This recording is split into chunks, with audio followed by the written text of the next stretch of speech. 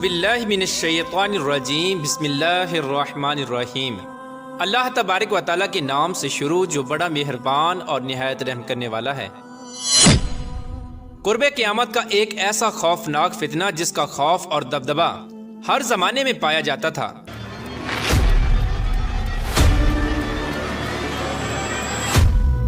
اس فتنے کا ذکر اگر صحابہ کرام کی مجلس میں ہو جاتا تو صحابہ کرام زاروں کی طرح رونے لگ جاتے اور اللہ تبارک و تعالیٰ کی پناہ مانگا کرتے۔ پیارے دوستو، آج کی اس ویڈیو میں ہم بات کریں گے کائنات کے سب سے بڑے فتنے کی، یعنی دجال کی، کہ دجال کون ہے اور دجال حقیقت میں کس شخصیت کا نام ہے، اور دجال کی پیدائش کب اور کیسے ہوئی، اور دجال کے ماں باپ کون ہیں، اور کیا حضور پاک صلی اللہ تعالی علیہ وآلہ وسلم کے زمانے میں بھی دجال موجود تھا، اور دجال اس وقت کہاں ہے، اور دجال اس دنیا کے اندر کب ظاہر ہوگا۔ پیارے دوستو، ان تمام تر سوالات کے جوابات قرآن و حدیث کی روشنی میں آج کی اس ویڈیو میں ہم آپ کو بتائیں گے، لہٰذا آپ سے گزارش ہے کہ ہماری اس ویڈیو کو اینڈ تک ضرور دیکھیے گا۔ پیارے دوستو، حضور پاک صلی اللہ تعالی علیہ وآلہ وسلم نے ارشاد فرمایا کہ قیامت اس وقت تک قائم نہ ہوگی جب تک دجال اس دنیا میں ظاہر نہ ہو جائے۔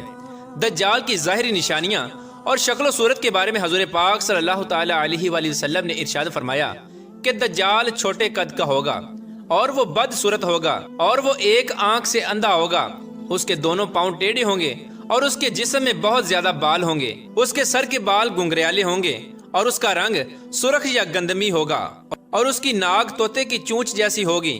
اور دجال کی سب سے واضح نشانی یہ ہوگی کہ اس کے ماتھے پر کاف فا را لکھا ہوگا، جس کو ہر مسلمان پڑھ لے گا، چاہے وہ پڑھا لکھا ہو یا ان پڑھ ہو، لیکن کافر اور فاسق اس کو نہ پڑھ سکیں گے۔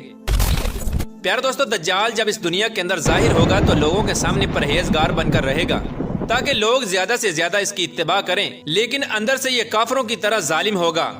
دجال سب سے پہلے نبوت کا دعویٰ کرے گا، جب اس کے ماننے والوں کی تعداد زیادہ ہو جائے گی تو یہ خدائی کا دعویٰ کر دے گا۔ دجال ایک بہت بڑی سواری پر سوار ہو کر پوری روئے زمین میں گردش کرے گا۔ وہ سواری اتنی بڑی ہوگی کہ اس کی دونوں آنکھوں کا درمیانی فاصلہ 40 گز ہوگا۔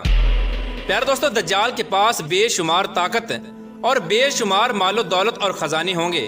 اس روئے زمین کی زیادہ تر نہروں پر دجال کا قبضہ ہوگا، اس کی اجازت کے بغیر کوئی بھی پانی نہ پی سکے گا۔ یہ لوگوں کو گمراہ کرنے کے لیے طرح طرح کی شعبدہ بازیاں دکھائے گا۔ یہ آسمان کو حکم دے گا تو وہ بارش برسائے گا، اور زمین کو حکم دے گا تو وہ سبزہ اگائے گی۔ اس وقت دجال اپنے آپ کو خدا کہے گا۔ جو لوگ اس کے پیروکار بن جائیں گے تو دجال ان کو مالا مال کر دے گا اور وہ عیش و عشرت کی زندگی گزاریں گے، اور جو لوگ دجال کو خدا ماننے سے انکار کر دیں گے تو دجال ان کو قتل کر دے گا۔ پیارے دوستو، دجال بجلی کی رفتار سے بھی زیادہ تیزی کے ساتھ زمین کے اندر گردش کرے گا، اور وہ دنیا کے ہر کونے میں جائے گا۔ اس وقت تمام دنیا کے کافر اور اسرائیلی لوگ دجال کی حمایت کریں گے اور اس کی جماعت کے ساتھ شامل ہو جائیں گے، لیکن جو سچا مسلمان ہوگا وہ اس کو پہچان لے گا اور وہ اس کو خدا ماننے سے انکار کر دے گا۔ دجال پوری روئے زمین کے اندر فتنہ فساد پھیلانے کے بعد مکہ اور مدینہ کی طرف روانہ ہوگا۔ جب یہ مکہ میں داخل ہونے کی کوشش کرے گا تو اس کو مکہ میں داخل ہونے سے روک دیا جائے گا، اور آخر کار مکہ سے ذلیل و خوار ہو کر مدینے کی طرف جائے گا۔ اس وقت مدینہ منورہ کے 7 دروازے ہوں گے، اور ہر دروازے پر اللہ تبارک و تعالیٰ کی طرف سے ایک نگہبان فرشتہ مقرر ہوگا جو اس کو مدینہ میں داخل نہیں ہونے دے گا۔ اس طرح دجال مکہ اور مدینہ کے باہر کھڑا ہو کر ایک خوفناک چیخ مارے گا۔ اس وقت مکہ اور مدینہ کے اندر جو لوگ بھی منافقین ہوں گے وہ یہ آواز سن کر مکہ اور مدینہ سے باہر نکل آئیں گے اور دجال کے گروہ میں شامل ہو جائیں گے۔ پیارے دوستو، دجال 40 دن تک اس دنیا کے اندر رہے گا، اور بالآخر حضرت امام مہدی علیہ السلام اور حضرت عیسیٰ علیہ السلام کے ساتھ اس کا مقابلہ ہوگا۔ اس وقت دجال کا لشکر دنیاوی اسباب کے اعتبار سے مسلمانوں سے مضبوط ہوگا۔ اس وقت مسلمانوں اور دجالی گروہ کے درمیان ایک بہت بڑی جنگ ہوگی۔ اس جنگ کے اندر دجالی ہار جائیں گے اور دجال کے لشکر کو بہت بڑی ہار کا سامنا کرنا پڑے گا۔ اس وقت دجال حضرت عیسیٰ علیہ السلام سے ڈرتے ہوئے فلسطین کی طرف بھاگے گا، اور حضرت عیسیٰ علیہ السلام اس کا پیچھا کرتے ہوئے اس کو مقام لد پر پکڑ لیں گے اور اللہ تبارک و تعالیٰ کے حکم کے ساتھ دجال کو قتل کر دیں گے۔ پیار دوستو، بات کرتے ہیں کہ دجال کون ہے اور اس کے ماں باپ کون ہیں۔ دجال کی پیدائش کے متعلق مختلف روایات ملتی ہیں، جیسا کہ رسول پاک صلی اللہ تعالی علیہ وآلہ وسلم کے دور کی بات ہے کہ جب مسلمان مکہ سے مدینہ کی طرف ہجرت کر رہے تھے تو انہی دنوں میں مدینہ کے اندر ایک یہودی عورت نے ایک بچے کو جنم دیا جو پیدائشی کانا تھا۔ یہ بچہ پیدائش کے اعتبار سے عجیب الخلقت تھا۔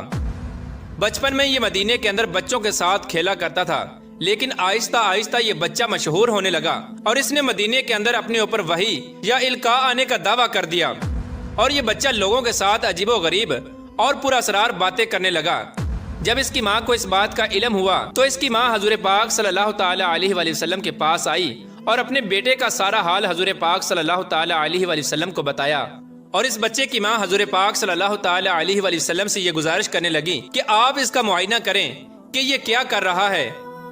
ایک دن حضور پاک صلی اللہ تعالی علیہ وآلہ وسلم صحابہ کرام کے ہمراہ اس بچے کا معائنہ کرنے کے لیے اس کے گھر کی طرف روانہ ہوئے تو آپ نے رستے میں اس بچے کو انصاری بچوں کے ساتھ کھیلتے ہوئے دیکھا۔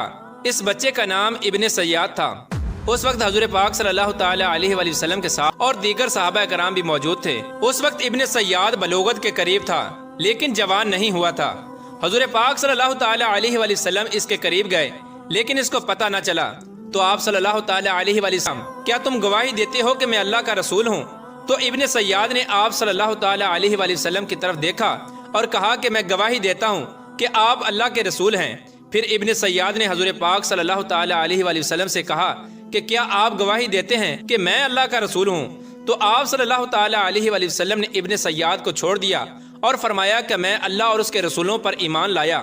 اس کے بعد نبی پاک صلی اللہ تعالی علیہ وآلہ وسلم نے ابن سیاد سے پوچھا، اندر پر عرش دیکھتا ہوں؟ تو اس وقت حضور پاک صلی اللہ تعالی علیہ وآلہ وسلم نے ارشاد فرمایا کہ وہ ابلیس کی چال ہے۔ اس وقت ابن سیاد نے حضور پاک صلی اللہ تعالی علیہ وآلہ وسلم کو بتایا کہ میرے پاس سچی اور جھوٹی خبریں آتی ہیں۔ یہ بات سن کر آپ صلی اللہ تعالی علیہ وآلہ وسلم نے فرمایا پھر تو تیرا معاملہ الٹ ہو گیا۔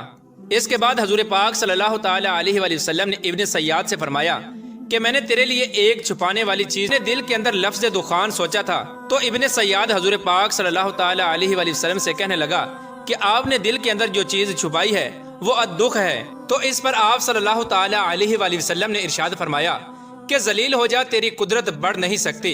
اس وقت حضرت عمر رضی اللہ تعالی عنہ نے فرمایا کہ اگر آپ مجھے اجازت دیں تو میں اس کی گردن اڑا دوں۔ اس وقت حضور پاک صلی اللہ تعالی علیہ وآلہ وسلم نے ارشاد فرمایا کہ اسے چھوڑ دو، اگر تو یہ سچا ہے تو اسے قتل نہیں کر سکتا، اور اگر یہ جھوٹا ہے تو اسے قتل کرنے میں کوئی بھلائی نہیں۔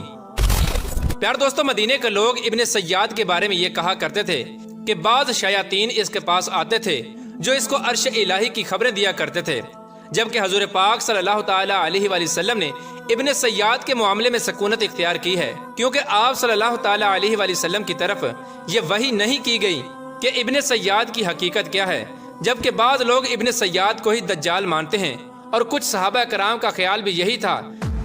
اور ایک دوسری روایت میں ملتا ہے کہ حضرت عمر رضی اللہ تعالی عنہ حضور پاک صلی اللہ تعالی علیہ وآلہ وسلم کے سامنے ابن سیاد کو دجال کہا کرتے تھے، لیکن آپ صلی اللہ تعالی علیہ وآلہ وسلم نہ ہی اس بات کا اقرار کرتے اور نہ ہی اس بات کا انکار کرتے۔ پیارے دوستو، ابن سیاد کے اندر ایسی بہت ساری نشانیاں موجود تھیں جو کہ دجال کی نشانیاں تھیں۔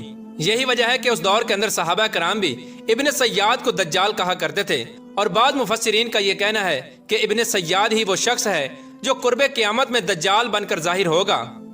حضرت ابو سعید خدری رضی اللہ تعالی عنہ بیان کرتے ہیں کہ ابن سیاد مجھ سے کہنے لگا کہ میں دجال کے ماں باپ کو بھی جانتا ہوں اور دجال کو بھی جانتا ہوں۔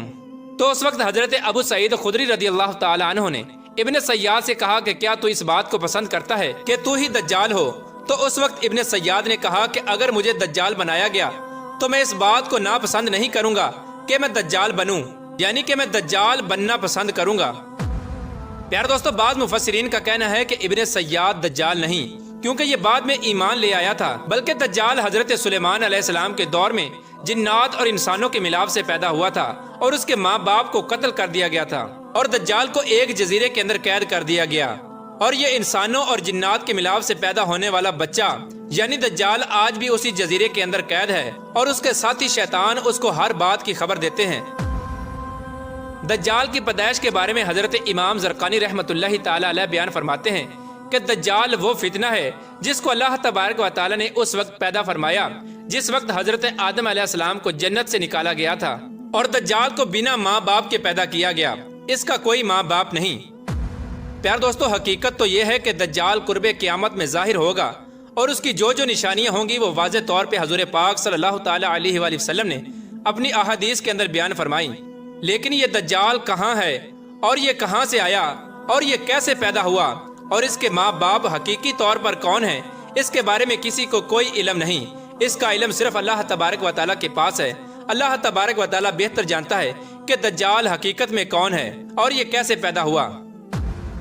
اللہ تبارک و تعالیٰ سے دعا ہے کہ اللہ تبارک و تعالیٰ اپنے پیارے حبیب حضرت محمد مصطفیٰ صلی اللہ تعالیٰ علیہ وآلہ وسلم کے صدقے ہمیں دجال کے فتنے سے بچائے اور ایمان کی سلامتی کے ساتھ ہمیں جینا مرنا نصیب فرمائے۔